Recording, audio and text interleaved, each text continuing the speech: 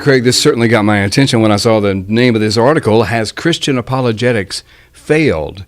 And it's written by Esther O'Reilly of the Young Fogey blog on Patheos.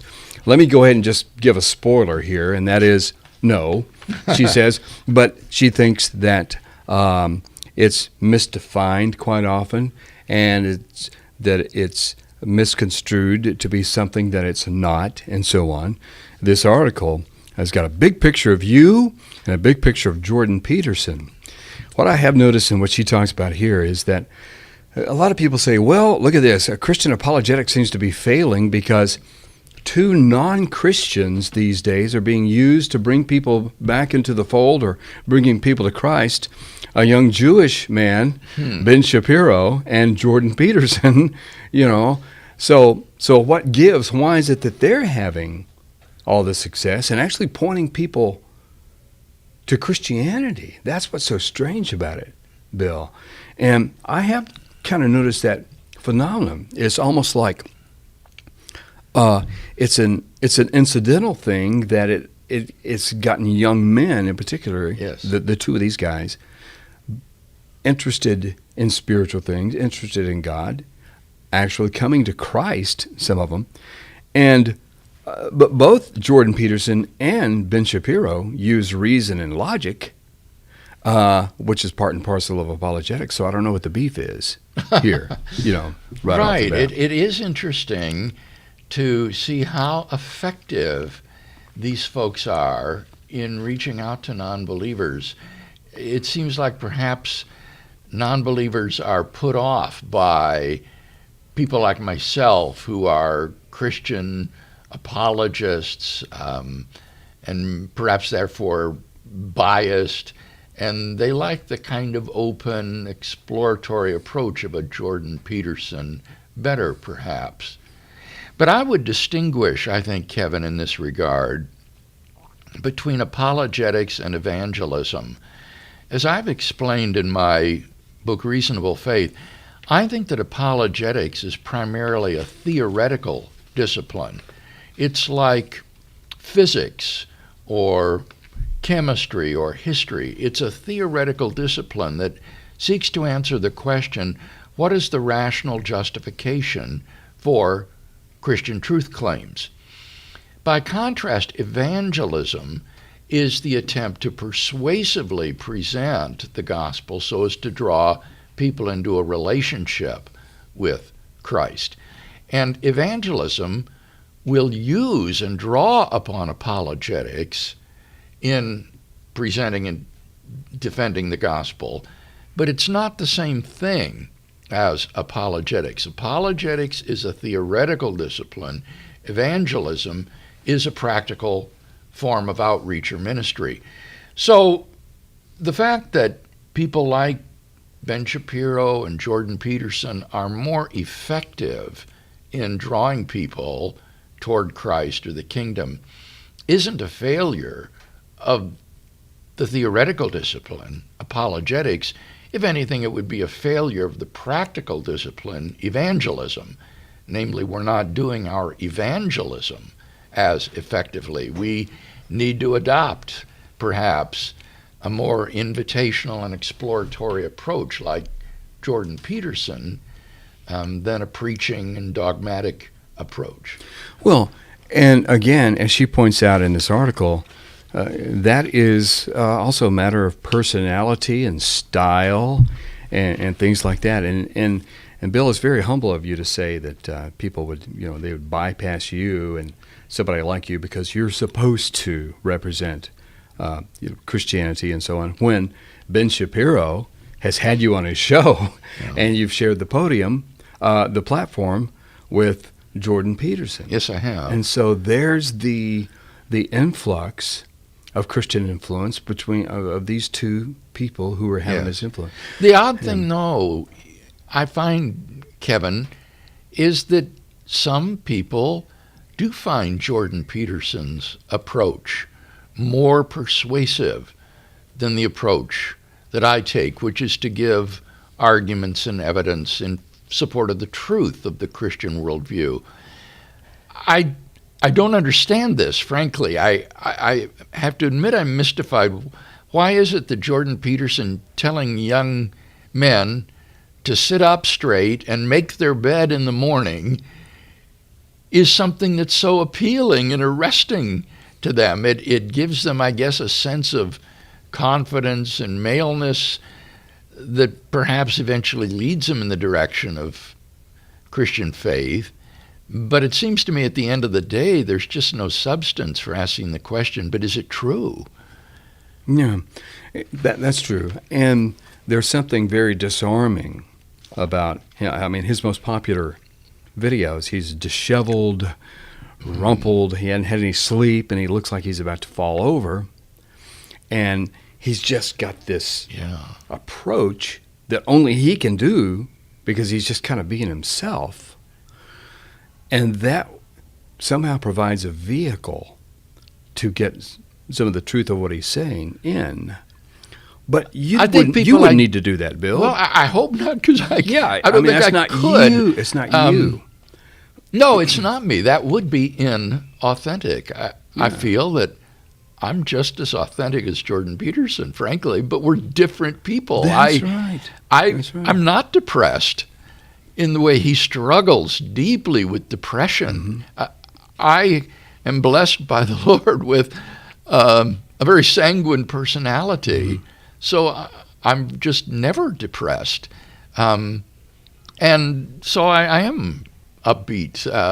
Sure. And I don't share these kinds of existential struggles, so I guess I did as a non-believer, and maybe that's the difference. Jordan Peterson is still in that pre-Christian phase of struggling with the meaning of life and existence, which I went through but came out on the other side. Sure. Well, she goes on to say that, look, anybody who's complaining that Christian apologetics has failed, first of all, you're making a Christian apologetic this big monolith. I mean, what exactly do you mean by that, and what style or approach? Because there are various approaches. But she says, in light of the Jordan Peterson phenomenon, people seem to be defining success as, quote, inducing an openness to Christianity among atheists. And if you see a sudden influx of people, you're seeing all this fruit, and all these results, suddenly you see the trend, the phenomena. Well, then it's successful. Now, I want to just underline the point I made before. Okay. I would say that would be a measure of the success of evangelism. All right. But that's not the measure of the success of apologetics.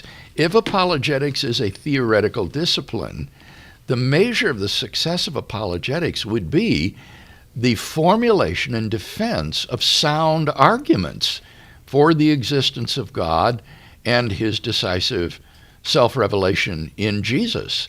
That would be the measure of the success of apologetics. Has this theoretical discipline done an effective job? And by effective, I mean formulating sound, cogent arguments for Christian truth claims. And what she's talking about here is success in praxis, that is to say, evangelists' success in inducing openness among non-believers. Yeah. In the middle of page 3, again, it says there's more to it than just counting noses. As well. And again, that gets into evangelism.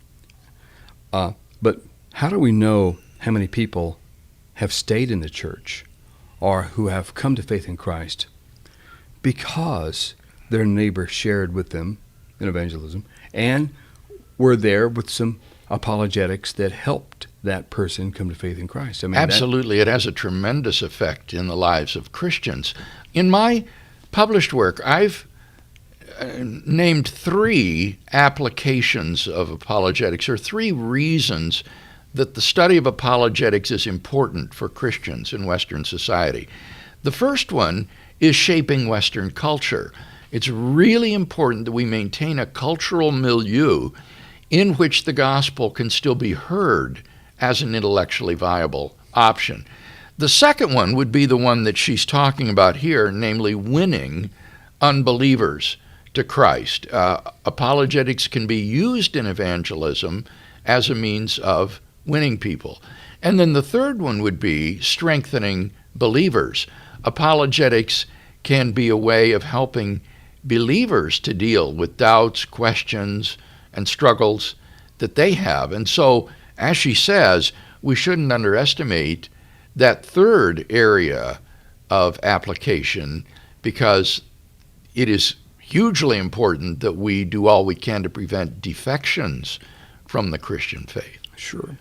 The bottom of page 3, she seems to be addressing people who are complaining that we don't see this massive herd of people flooding into the churches because they watch quoting here, because they watch William Lane Craig spank Christopher Hitchens on YouTube and they saw the light. It's true that apologetics has never catalyzed a clearly definable hotspot of renewed interest in church and Christianity on the scale of what we are currently observing with the Jordan Peterson phenomenon. People who are saying, well, apologetics is not producing this flood in here. We're saying, is that again confusing evangelism and apologetics? Well, it is. It would be saying that I'm not as effective an evangelist as Jordan Peterson, in a sense, is. And while that may be true, I mean, he is a phenom. He is apparently the most publicly demanded public speaker in the world today, and is on international media channels all the time, very visible public figure. And nothing that I have done has that kind of visibility. But nevertheless, Kevin, as I think you know, every week we receive the most heartwarming emails from people who have watched a YouTube video or read a book and who have come to faith in Christ, or who have come back to faith in Christ after years away from him because of the arguments and evidence that are offered. So I'm tremendously gratified by the way the Lord has seen fit to use our ministry, even if it isn't as visible and splashy as the Jordan Peterson phenomenon. Yeah. And she says here in the middle of page 4 that anybody who says apologetics never converted anybody just is not even looking. He said, because she says, I know for a fact that these quiet, unsung, $1 apologists every day are interacting online, friends and neighbors, friends, and in forums, using apologetics in their evangelism. And that's one of the main fruits of the apologetics renaissance that is taking place. I agree with her. I'm glad to see this happening. I see good apologetics and philosophy, Bill, in the comment sections. And I don't even feel pressure to go in there and put anything myself, because 15 people did it ahead of me on some of the things that I see. I'd like to fire off an answer. A lot of I feel, we're covered here. So that's some real fruit right there, that you see this intellectual grounding and this apologetics renaissance as people are interacting, today. Right. So, and she says this may not be have the eye-catching op-eds and splashy pieces of investigative journalism, but it's going on, and it's happening. And, Bill, I never hear apologetics doesn't work. I mean, I've never had anybody tell me that or write me that or anything. I know one guy, we did a podcast on his book a while back. He wrote a book that, where apologetics doesn't work or something like that.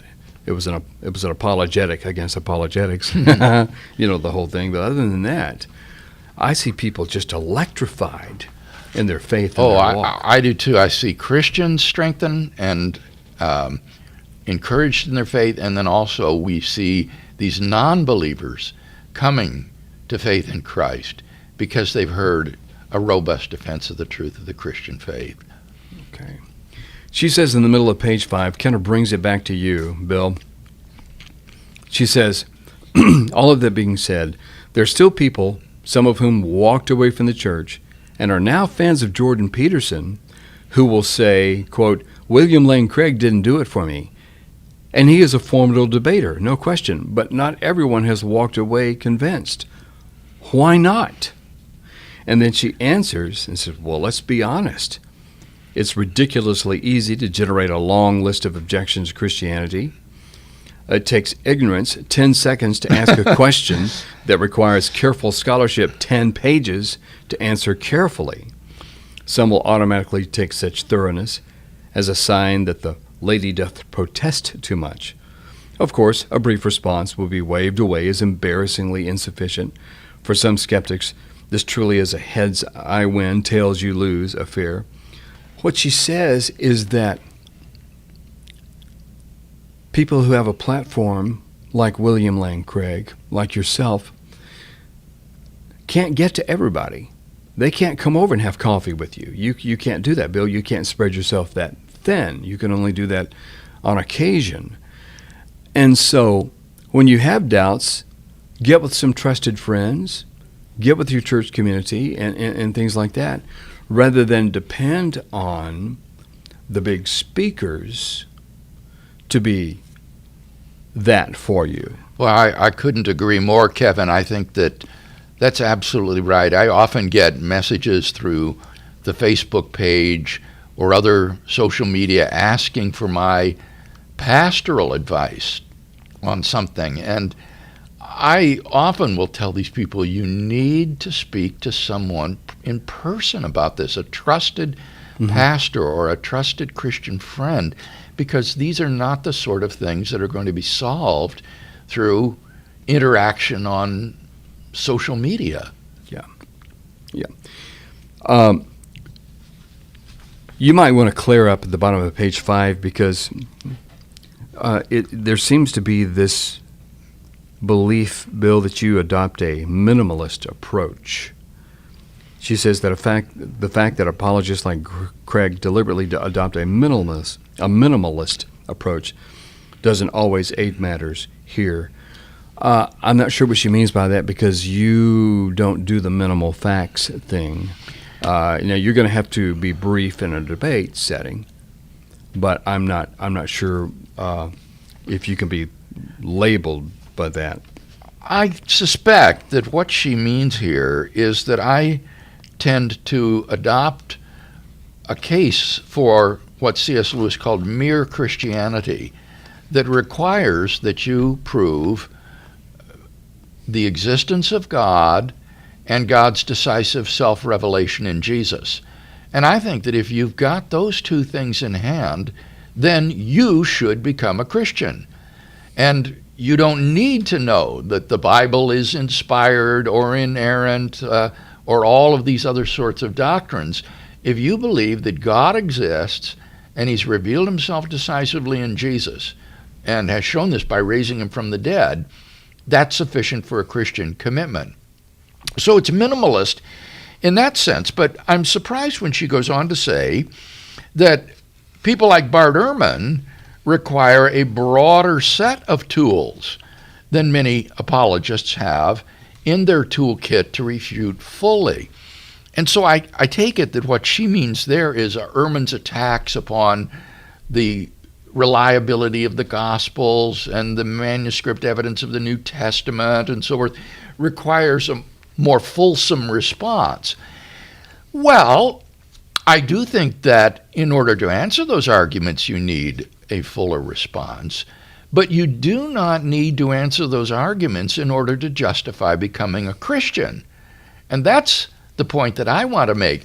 Those concerns that Ehrman makes about the manuscript evidence and the copyists' errors and contradictions in the Gospels, those are all in-house disputes among Christians. So long as you're able to establish that God exists and that he raised Jesus from the dead, then you should become a Christian. And that's all you need to answer Ehrman's attack upon the truth of Christianity. The rest then can be dealt with later.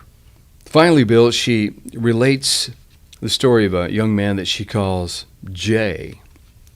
And he had apparently, according to the article, rejected his faith, started reading all the internet infidel types, and then reading Michael Shermer and Sam Harris, Richard Dawkins, Richard Carrier.